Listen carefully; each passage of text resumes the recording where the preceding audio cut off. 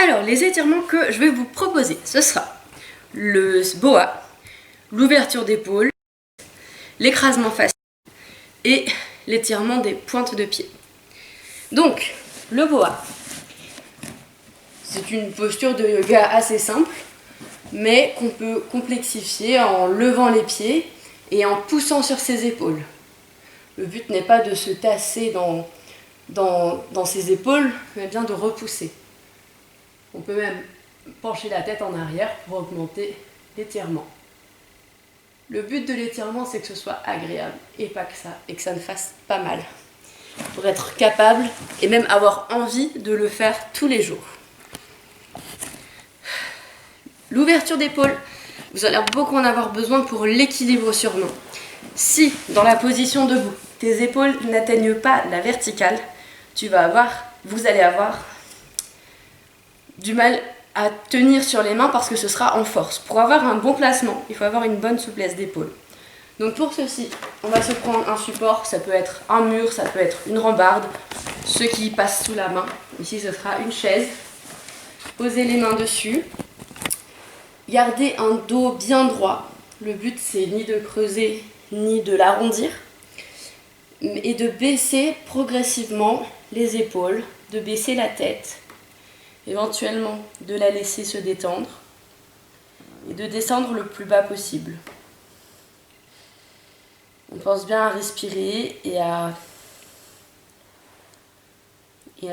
détendre les zones qui n'ont pas lieu d'être crispées. Ensuite, l'écrasement facial. Ça peut être un écart pas très grand, ça peut être l'écart maximal. Le but sera juste d'aller le plus loin possible avec les mains et de se détendre.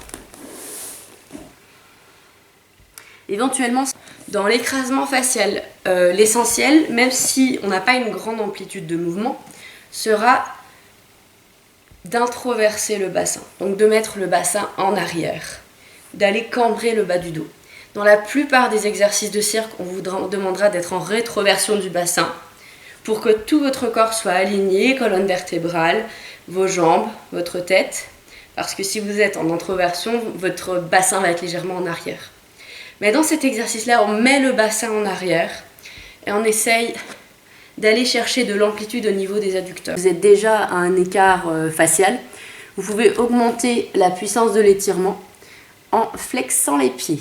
Tous les dorsaux. Attention, c'est un étirement qui peut être assez sollicitant. Si c'est trop fort, il suffit de le faire dans l'autre sens. Tout simplement en fermeture, laissez tomber le poids de la tête. Si c'est pas assez, si ça n'étire pas assez, on peut flexer les pieds et redresser le dos, cambrer le dos.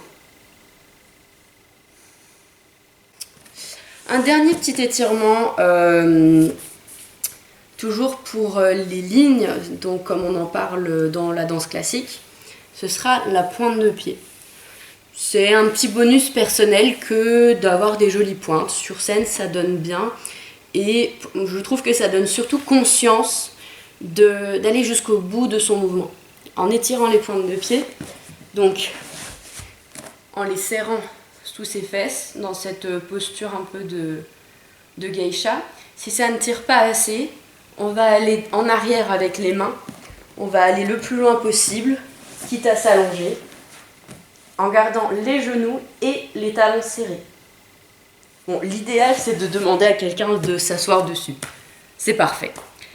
Mais j'espère que vous allez pouvoir être autonome avec ces quelques petites vidéos, ce que vous trouverez ailleurs sur le net, et donne accès assez facilement à pas mal d'informations donc sur la nutrition, sur la préparation physique. Et on vous attend, l'équipe de Topaz Muraille, en pleine forme pour la rentrée à la formation de